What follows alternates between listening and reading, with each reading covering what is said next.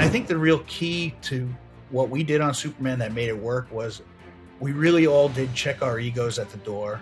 Superman was the only person that mattered. It was always about the stories. It was always about where are we going with this stuff.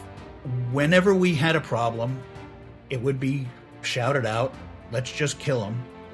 And this was the time where I said, okay, wise guys, if we kill him, then what happens? I says, I think we better not screw up, because this is one of those things we can do once. We just all agreed and knew that we didn't want Kryptonite to kill him. We didn't want Lex Luthor to kill him. It had to be something new. It had to be something different. And we all voted on Doomsday at the meeting, and we all picked Dan's version. From a personality standpoint, the Doomsday is so much the opposite from what Superman is. You take Superman away to make people realize that they actually cared about him and missed him. We really did get the comic stores interested, and we got a lot of new readers out of it as well. You meet people who at comic book conventions, and they say, oh, this was my first comic. Whole families were coming out, uncles and aunts.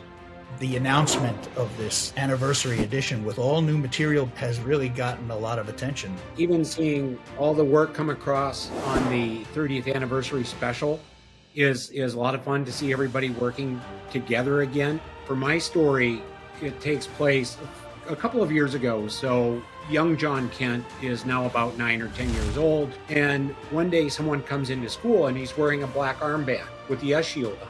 And he said, I'm here to talk about one of the most famous days in the history of Metropolis, which is the day that Superman died. And young John Kent sits there and he says, what? That sets us off on a story that can take us through kind of a retrospective of what happened in Metropolis during those times, and also introduce a new villain called Doombreaker that comes into the Superman universe now.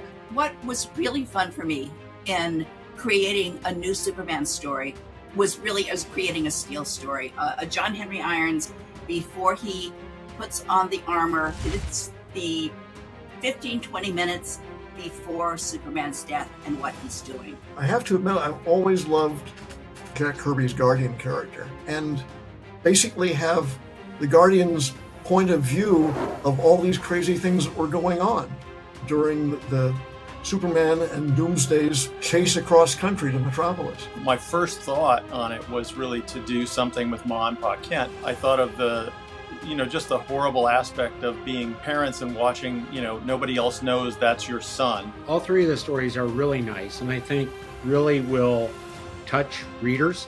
It's just great to see these collections come out periodically to remind people that this was a big deal.